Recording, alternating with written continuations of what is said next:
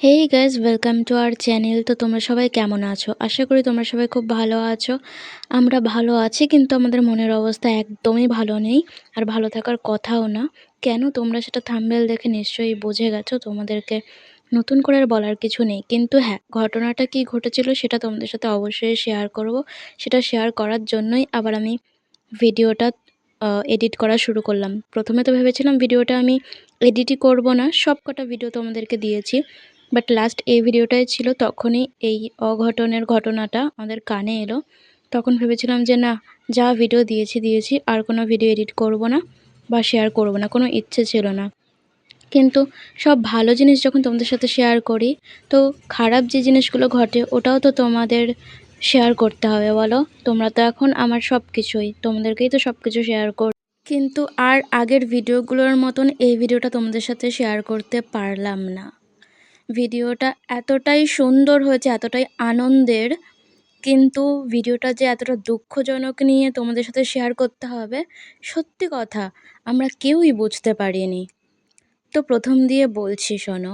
এই যে বউ ভাতের রাত্রিবেলাটা কত সুন্দর করে দাদার বাড়িতে সাজিয়েছে, দেখো। এই যে আমার দাদার বাড়ি, আর আমি আমার মাকে, দীপাকে নিজের হাতে সাজিয়ে দিয়েছি, মেকআপ করে দিয়েছি। আর এই যে আমার ছোট দাদা, দেখো সবাই কত খুশি, কত আনন্দ করে বিয়ের মানে বউ ভাতের সব কিছু ডেকোরেট করা হয়েছে, কত সুন্দর সাজানো হয়েছে, কত আশা ছিল, কত আশা নিয়ে সব কিছু করা হয়েছে।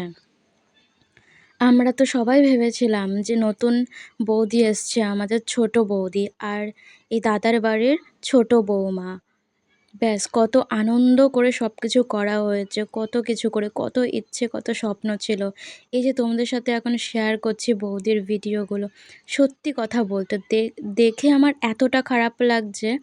এখনই মনে হচ্ছে যে এডিট আর করি না, কারণ এই যে নড়ছে, চড়ছে, চলছে, ফিরছে, তাকাচ্ছে, এই মানুষটা এখন আর আমাদের সাথে নেই।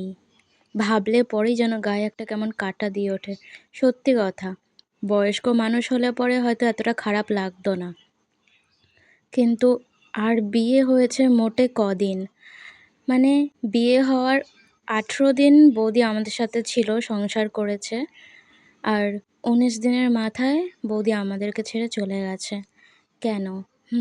এবার বলছি কেন। কারণটা হচ্ছে, বৌদি গেছিল অষ্টমঙ্গলায় জোড় ভাঙতে।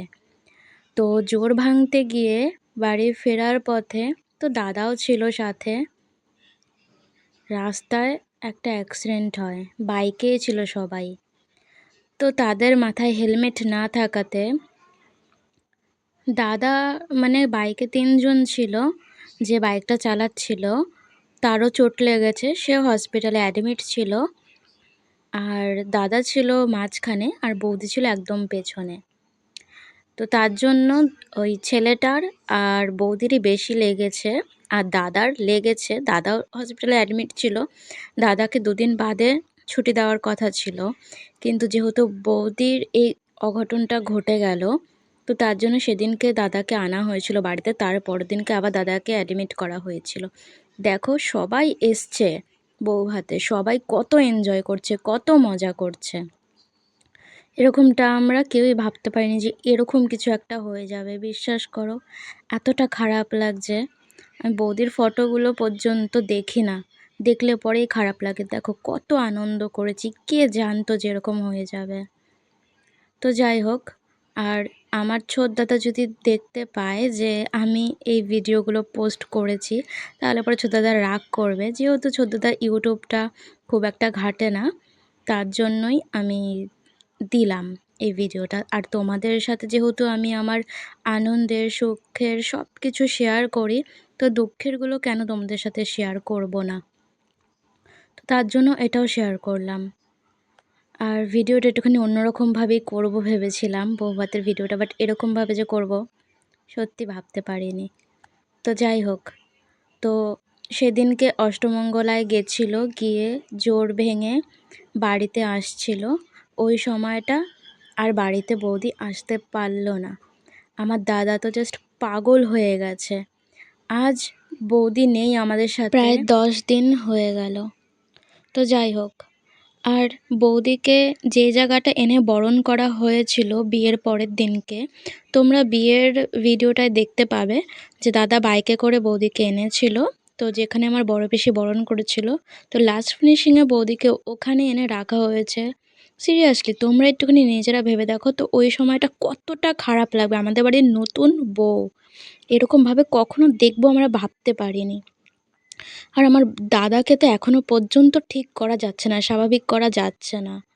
আমার দাদা তো ক্ষণে ক্ষণে ওর কথা মনে পড়ছে আর কাঁদছে। আমার দাদা তো নিজের বাড়িতে থাকতেই পারছে না, কারণ প্রত্যেক কটা বৌদির স্মৃতি জড়িয়ে রয়েছে। দাদাকে আপাতত এখন আমাদের বাড়িতেই এনে রাখা হয়েছে, আমাদের বাড়িতেই রয়েছে। যদি একটু মনটা ওর ভালো লাগে, সব রকমভাবে চেষ্টা করছি দাদার মনটা ভালো করার জন্য, একটু চেঞ্জ করার জন্য। এরকমভাবে তো দাদাকেও পড়ে থাকলে পরে হবে না, না?